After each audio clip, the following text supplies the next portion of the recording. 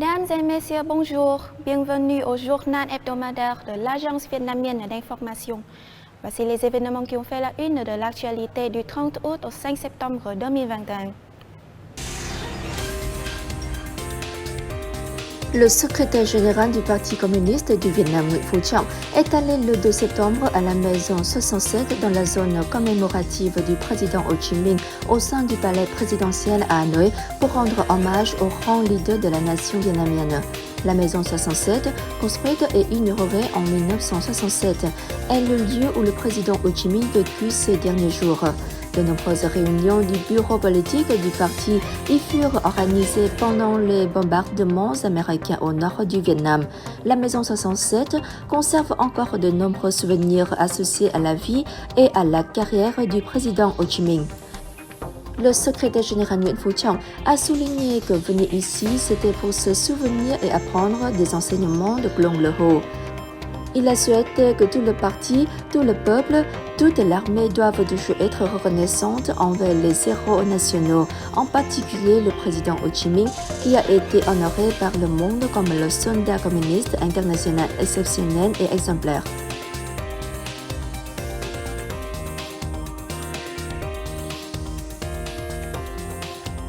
Le Premier ministre Phạm Minh Chính a appelé le 1er septembre la communauté internationale à renforcer la coopération et la solidarité dans l'effort commun de lutte contre la pandémie de Covid-19. S'adressant à une cérémonie marquant le 76e anniversaire de la fête nationale du Vietnam, il a souligné que l'effort de chaque pays est essentiel et décisif, mais que la coopération internationale est également importante et créera une percée dans ce combat. Il a appelé les partenaires, amis et organisations internationales à poursuivre leur soutien et le partage de technologies, d'expériences, de financement, de fournitures médicales, d'équipements et de médicaments, et surtout de vaccins contre le Covid-19. Le chef du gouvernement a également demandé aux partenaires et amis de créer des conditions favorables pour faciliter les investissements internationaux et les flux commerciaux afin d'éviter toute perturbation de la production et de la chaîne d'approvisionnement mondiale. Il a réitéré que le Vietnam est déterminé à poursuivre le double objectif, contrôler le Covid-19 tout en assurant la reprise et le développement socio-économique, à tout mettre en œuvre pour freiner et repousser la pandémie et à acquérir suffisamment de vaccins le plus rapide possible. Il a profité de l'occasion pour exprimer ses sincères remerciements aux partenaires, amis et organisations internationales pour leur étroite coopération et leur soutien et assistance active et efficace au Vietnam, en particulier dans la lutte contre le Covid-19. Il a également apprécié et remercié les partenaires et les organisations internationales d'avoir créé des conditions favorables pour les communautés vietnamiennes vivant et travaillant dans le monde, leur permettant de mener une vie sûre et saine.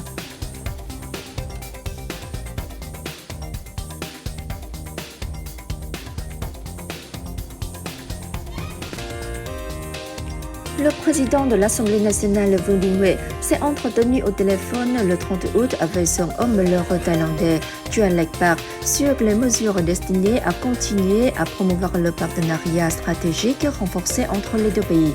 Il a invité les deux pays à finaliser et à signer rapidement le programme d'action sur le déploiement de leur partenariat stratégique renforcé pour la période 2021-2025, à accélérer les négociations et la signature des documents juridiques importants tels que l'accord d'extradition et l'accord d'entraide judiciaire en matière civile.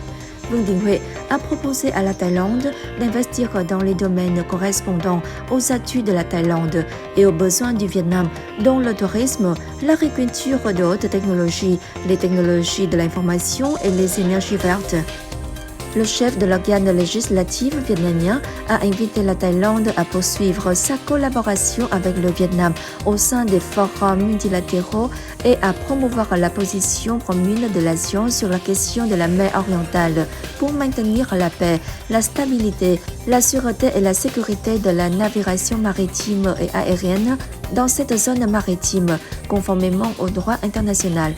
Il a plaidé pour une coopération bilatérale accrue dans la réponse à la pandémie de Covid-19, notamment dans la recherche, la production et le partage équitable des vaccins, des traitements anti-Covid-19 et des équipements médicaux. Les deux dirigeants ont affirmé leur volonté de maintenir les échanges des délégations à tous les niveaux et de renforcer les mécanismes de coopération existants. Ils ont convenu également d'œuvrer ensemble pour porter rapidement les échanges bilatéraux à 25 milliards de dollars.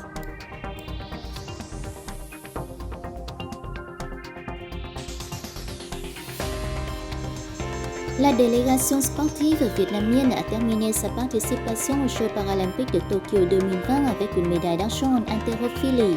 La médaille d'argent a été remportée par le powerlift Lê Văn Công dans la catégorie des moins de 49 kg. Avec ces performances, la délégation vietnamienne est temporairement classée à la 70e place dans le classement des médailles à la fin du 2 septembre, le 9e jour de compétition. La performance de la délégation vietnamienne aux Jeux paralympiques de Tokyo 2020 est plus élevée que prévu. Cet accomplissement est dû aux efforts et à la détermination, en particulier à la volonté et à l'énergie admirable des sportifs vietnamiens. La délégation vietnamienne participant aux Jeux paralympiques de Tokyo 2020 est composée de 15 membres, dont 7 compétiteurs en lice en force athlétique, natation et athlétisme. Le Vietnam avait remporté une médaille d'or, une d'argent et 2 de bronze aux Jeux paralympiques de Rio en 2016.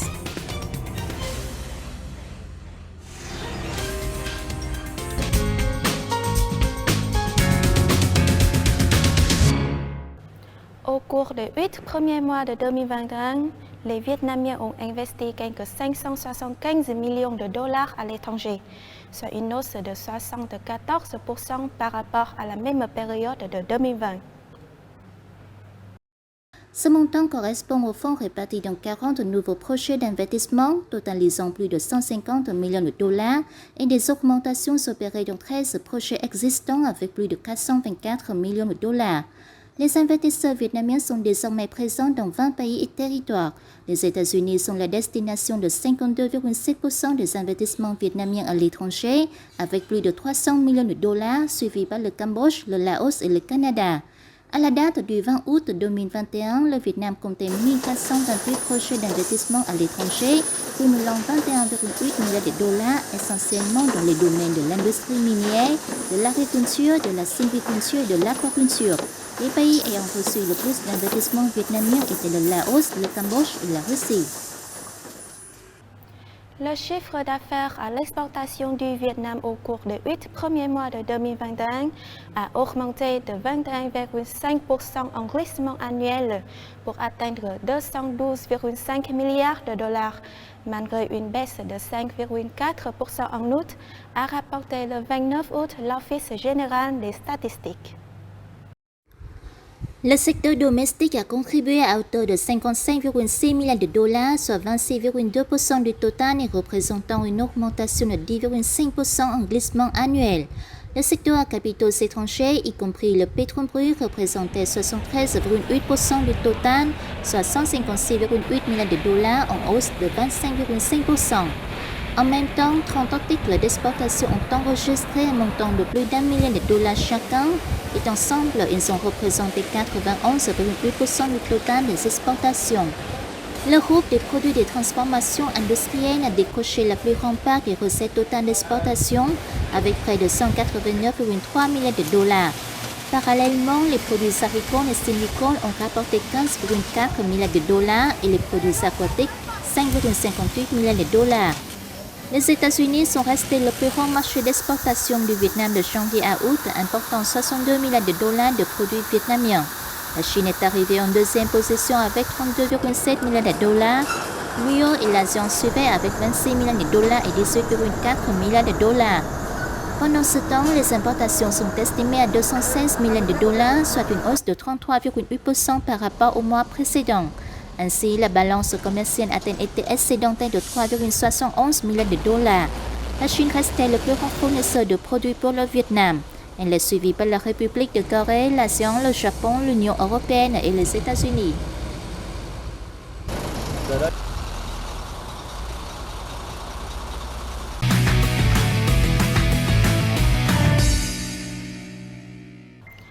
À l'occasion du 76e anniversaire de la Révolution d'août le 19 août et de la fête nationale de septembre, une exposition en ligne sur le chemin vers l'indépendance du Vietnam est organisée par le Musée des Beaux-Arts du Vietnam sur son site web et sur sa page Facebook.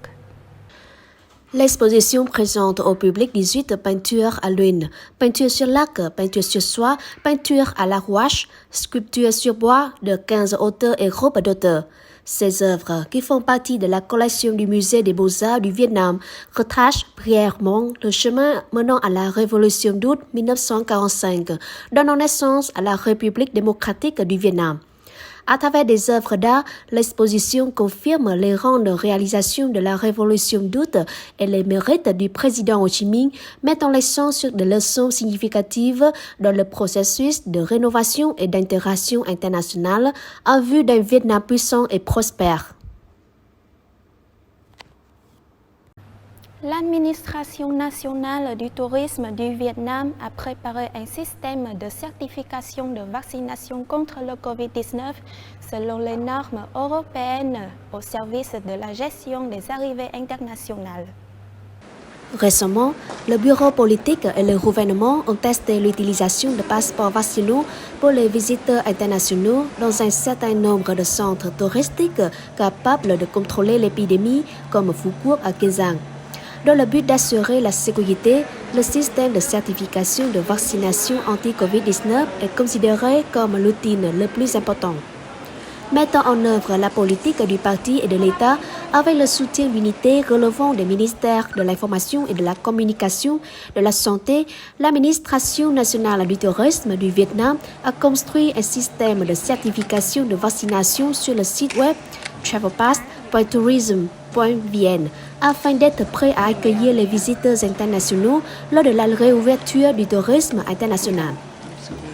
Ce système de certification fournit des procédures pour contrôler, authentifier et mettre à jour les dossiers médicaux des visiteurs internationaux avant d'entrer au Vietnam, à l'entrée au Vietnam, pendant les voyages au Vietnam et jusqu'à ce que l'invité quitte le Vietnam. Il est construit selon les normes européennes, répondant aux réglementations en matière de sécurité, de sûreté et de confidentialité, créant des conditions favorables pour l'arrivée et le départ des visiteurs internationaux. Le ministère de la Culture, des Sports et du Tourisme a publié un programme d'action pour le développement du tourisme pour la période 2021-2025, dans le but de faire du Vietnam l'un des 50 premiers pays au monde en termes de compétitivité touristique. Le programme s'attachera à sensibiliser l'opinion publique à la nécessité de développer le tourisme et de le transformer en un secteur économique phare, tout en faisant progressivement du pays une destination attractive pour les voyageurs étrangers. Il se concentrera également sur l'application de la science et de la technologie de pointe, ainsi que sur l'utilisation des technologies numériques dans l'industrie du tourisme. L'industrie du tourisme développera un système national de base de données sur le tourisme, mènera des enquêtes pour classer et numériser les ressources touristiques vietnamiennes, y compris la mise en place des systèmes d'information numérique sur les sites touristiques, les établissements de services touristiques, ainsi que les marchés touristiques du pays.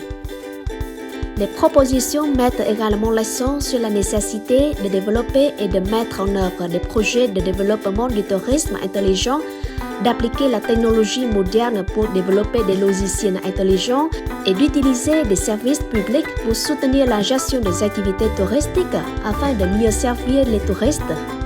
En outre, les entreprises touristiques devraient recevoir un soutien pour renforcer la connectivité et innover leurs activités, tout en s'efforçant d'améliorer l'application de technologies vertes et propres dans les établissements d'hébergement.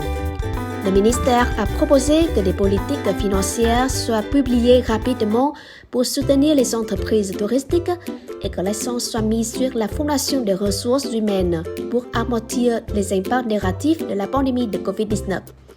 D'autres objectifs incluent la simplification des procédures administratives, la réduction des coûts pour les entreprises touchées par la pandémie, l'investissement dans les infrastructures touristiques, le développement d'une main-d'œuvre de haute qualité et la promotion de la coopération internationale. C'est la fin de cette édition. Merci de l'avoir suivi et à la semaine prochaine.